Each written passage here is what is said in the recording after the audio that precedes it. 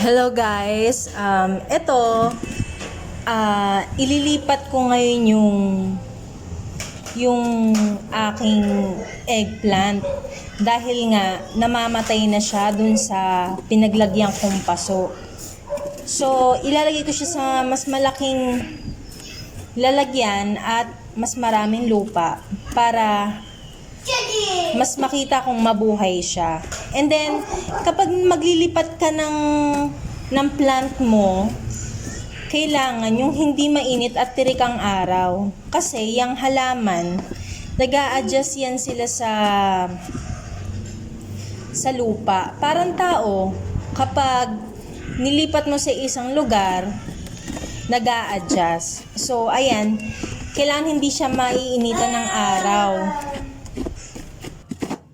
Kung mapapansin nyo po, naglilipat ako ng halaman eto na, hapon siya, walang init ng araw. Kailangan kasi yun. Kasi, di ba, mag-a-adjust nga. Tsaka magugulat yung ugat mo eh. Yung ugat ng halaman magugulat sa init kapag natirikan kagad siya ng araw. So, kailangan, sa lilim mo muna siya ilalagay. Huwag mo muna siya paaarawan. After mo, malipat sa lupa yung halaman mo.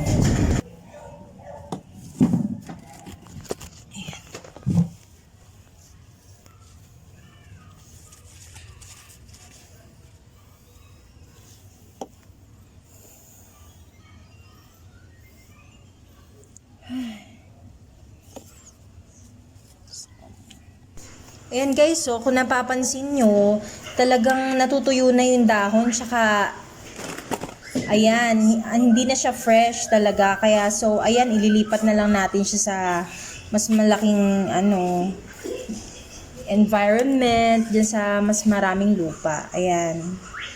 So, ayan na siya.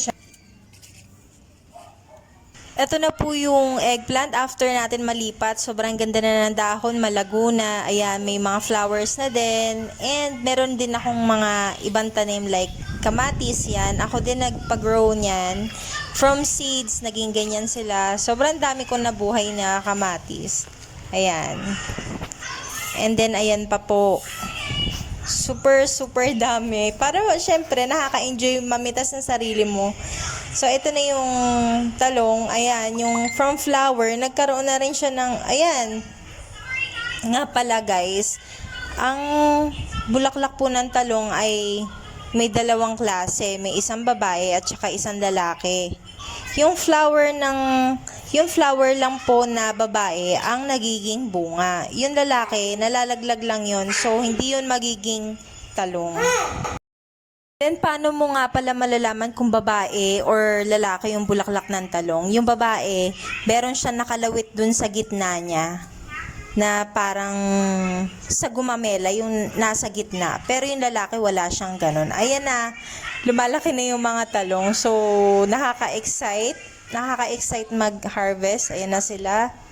Ayan. So, para daw lumago yung inyong mga talong, kailangan i-sprayan nyo din daw yan ng eggshells na hinaluan ng suka and water.